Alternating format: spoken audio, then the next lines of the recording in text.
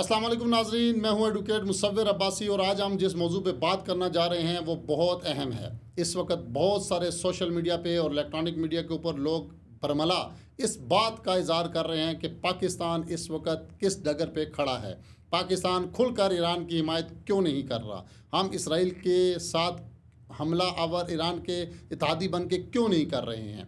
इस बात के ऊपर आज हम आपको ये बताएंगे कि जो पाकिस्तान ने पॉलिसी अपनाई है, क्या वो पॉलिसी ठीक है, इसके पीछे मुराकात क्या हैं, इसके पीछे ईरान का पिछले 40 सालों का किरदार क्या है, ईरान कहाँ खड़ा है और क्या पाकिस्तान इस वक्त जो कुछ कर रहा है वो अपने मुल्क की सलामती और इस वक्त मौजूद अमेरिका के अंदर जनरल आसिम मुनीर का मौजूदगी पे जो सवालात उठ रहे हैं उसके बारे में हकीकत से पर्दा उठाना बहुत ज़रूरी है।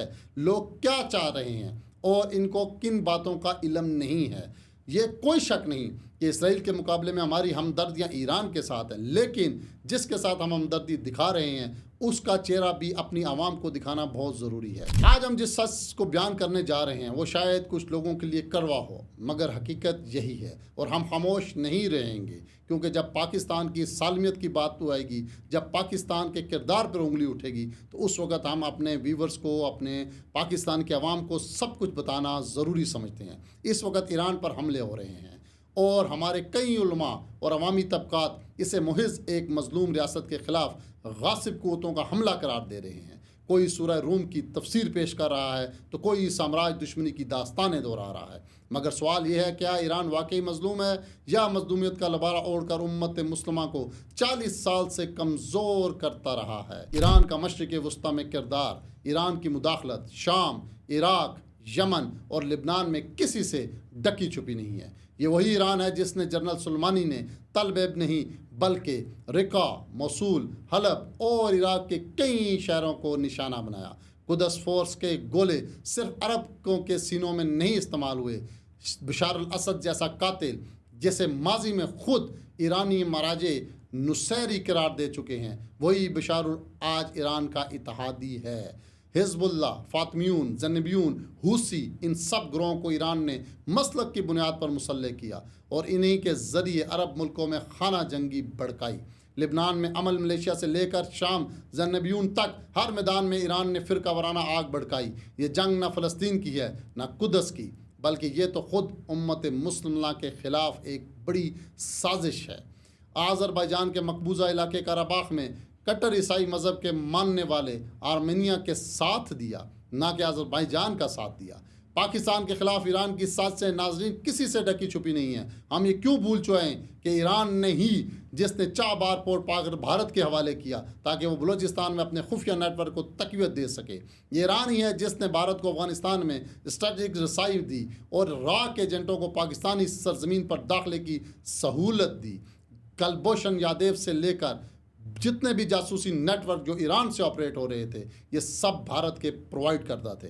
वही भारतीय जासूस जो ईरान के रास्ते बलूचिस्तान में, या क्या सब हमें दिखाई नहीं देते हैं ये कि ईरान ने बलूचिस्तान के अपने ईरान के ज़रिए बलूचिस्तान के अंदर जितने भी नेटवर्क बिछाए, यह सब हम भूल गए हैं। हमारे सामने जाफर एक्सप्रेस से लेकर आज तक ईरान के अंदर होने वाली तमाम दहशतगर्दी कहाँ से कंट्रोल होती है।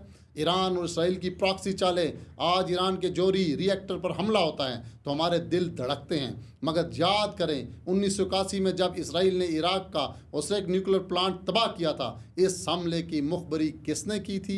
इस हमले की मुखबरी भी ईरान ने की थी, जिस पर इराक का न्यूक्लियर प्लांट को हिट किया गया था। ऑपरेशन शमशेर सूजा की मालूमात ईरान ने दी थी ताकि सद्दाम हुसैन का न्यूक्लियर प्रोग्राम तबाह किया जा सके। ईरान का इत्तेहाद नारे का फ़रेब, ईरान हमेशा ला शरकिया ला गरबिया इस्लामी का नारा लगाता रहा, मगर हकीकत यह है कि इसकी पूरी पॉलिसियाँ फ़िरकावारियत, साम्राज्य से खुफिया साजबाज और हमसाया ममालिक में कमज़ोरी पर मबनी हैं। इसी ईरान ने काबे पर हमला किया था। 1997 का वाक़या आप सब लोग भूल गए। ये वही ईरान है जिसने बैतुल मुक़द्दस पे भी बहुत सारी साजिशें की। ये वही ईरान है जिसने किबला, काबा, मक्का मुकरमा पर भी हमला किया। इस ईरान ने काबिल और बगदाद के सकूत पर जश्न मनाया, सद्दाम हुसैन की फांसी पर चरागां किया, और आज जब इन पर हमला हुआ तो आप रो रहे हैं। सिस्तान बलूचिस्तान में अहले सुन्नत पर मुजालिम हज़ारों मुसलमान नौजवानों, उलमा और कबायली अमायदीन ईरान में जबरी गुमशुदगी का शिकार हुए। इवन जेल से लेकर संदानिया तक कैद खानों में आज भी हज़ारों मुसलमान नौजवान महबूस हैं। तो हम ईरान की हिमायत क्यों नहीं करते? क्योंकि हमारा मसला मसलक का नहीं, किरदार का है। हम इस किरदार की मुखालफत करते हैं जो मशरिक़ वस्ता को तबाह कर रहा है। पाकिस्तान जो आज किरदार अदा कर रहा है, इसका भी ईरान को शुक्रगुजार होना चाहिए। आज हमने वो किरदार अदा नहीं किया जो ईरान हमेशा से पाकिस्तान के ख़िलाफ़ करता आ रहा है।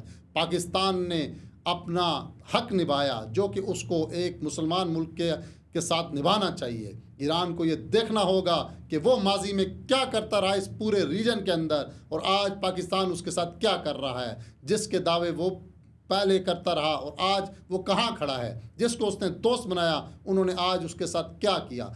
इंडिया ने ईरान के अंदर जितना भी जासूसी नेटवर्क बिछाया, उस तमाम की खबरें और उस तमाम की मालूमात वो इसराइल को फराम करता रहा। जो कुछ ईरान उम्मत मुस्लिमा के साथ इस खित्ते में करता रहा, इंडिया ने वही ईरान के साथ किया।